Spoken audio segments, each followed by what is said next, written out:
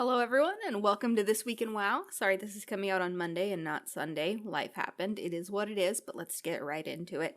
This week was the first big Mythic Plus push week that we would have had. I mean, we did have. It didn't not happen. It is Fortified Sanguine Quaking, which is a great week to push keys because those affix combos don't really mess with too many mechanics and make the dungeons take any longer than they need to. I was really looking forward to doing some serious key pushing with my friend who kind of dropped off the face of the earth.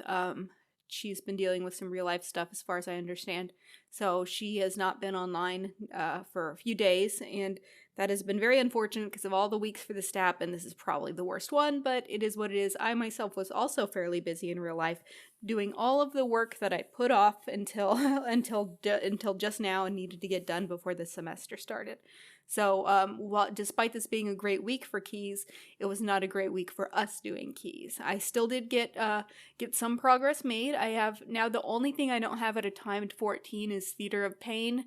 That Lich area on Fortified is just so ruthless with all the different magic debuffs going out that you just essentially have to heal through because you can't really spare the GCDs to cleanse when there's 4 things to cleanse. So I'm hoping to get at least that at a 14 tonight so I can say I came out of this with everything at a 14 and then move on to 15s from there. I'm at this weird point.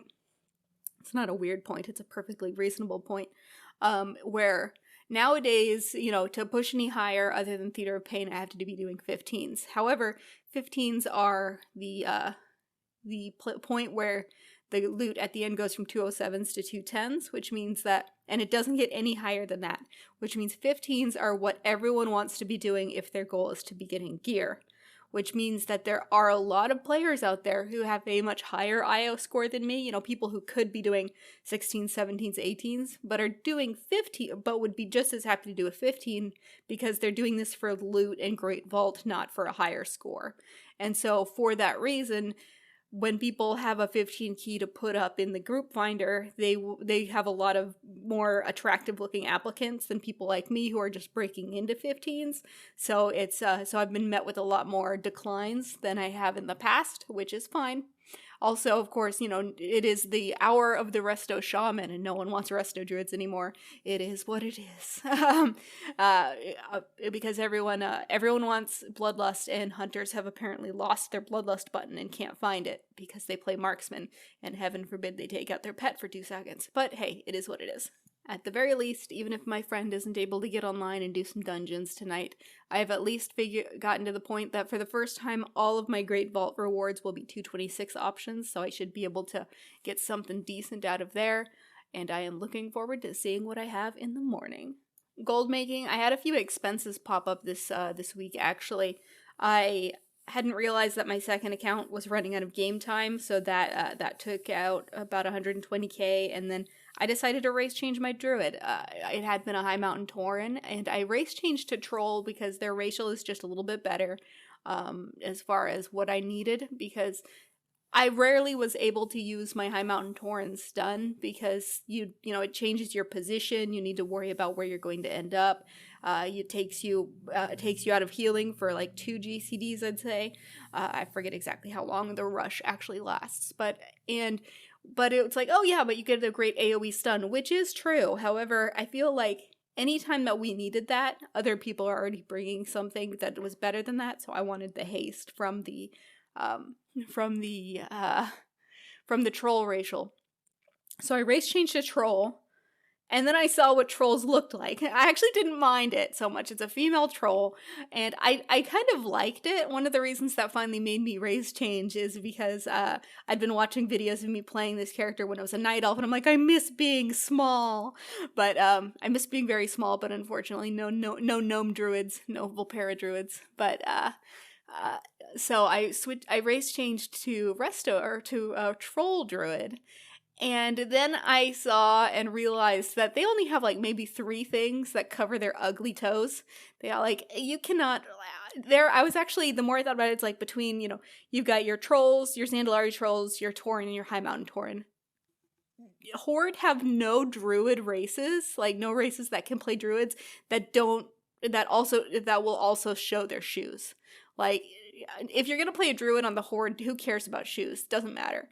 So I race changed, so I spent a bunch of gold on the race change, and then I realized I hated it, so I spent a bunch of gold intending to change back, and then realized that I have a 3-day cooldown on race changes for this character. So I was stuck as a troll for 3 days, and in that time, I have to admit it's kind of growing on me. So I might stick around as a troll, but that's where about, over the course of, all those things I had to buy tokens for, about 700k went. I spent that on Argent Dawn because that's where all my big gold fortune is, and I don't want to lose too much on Area 52, where I might actually need it for expensive consumables and BOEs on characters that I actually am pushing on. So the gold status at this point in time, I've actually been doing much better on Area 52 without actually putting any extra work.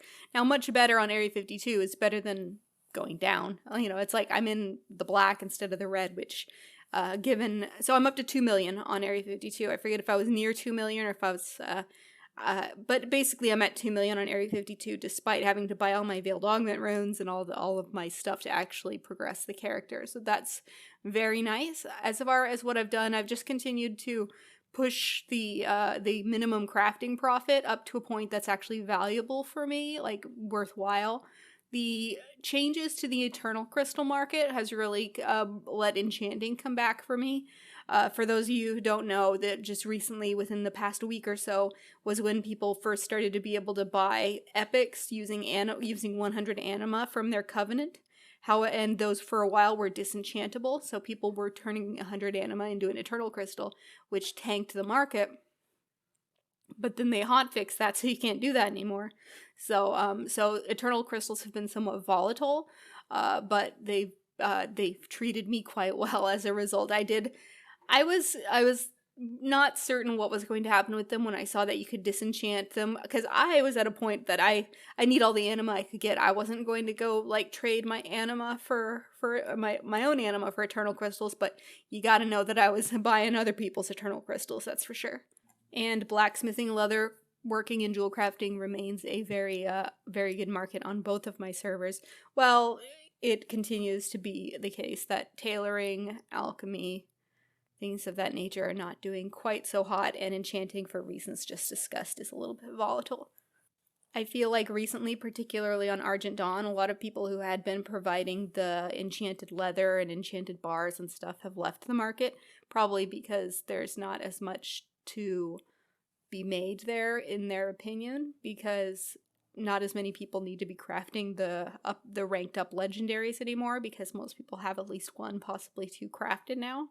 I, however, am still making boatloads of sales, and actually my sales numbers as well as the margins have increased on those across the board, so that's been great. I'm still not selling a whole lot of enchanted Aletheum, I believe it's pronounced, but the callous hides, the price of the hides the unenchanted hides have gone down, while the price for the enchanted hides on both services stayed about the same. So that's been really great. And then silk is so cheap to make that even though the margins are usually a lot lower on that than the other things, it's still just generally profitable because the silk is so cheap. I dropped actually I don't even know if I had a profession on my new shaman at all, but I had engineering because I need it for the battle res, but the other profession I don't even remember what I had, but whatever it was, I dropped it for leatherworking because it has it had the rep in order to be able to get the pattern for the heavy desolate armor kits, which I really only got so that I can make my own in-house and not have to track down a leatherworker every time I needed them made for my character. However, now that I have them, I'm making them for the auction house, and that is a very profitable item because it is a rep-locked vendor recipe, and that in itself really shouldn't make it that expensive because most people, it's only, I think, honored with the Wild Hunt. Most people on their mains, and it's on my third alt that I have it already. It's not hard to have gotten. You can even get it sub-level 60 if you've been doing the weeklies, the dungeon weeklies as you level through Threads of Fate. But bottom line is, it's not hard to get, but because people don't realize it's there, it's actually quite profitable because there's not many people competing in it comparatively. I can only make that on Area 52 though.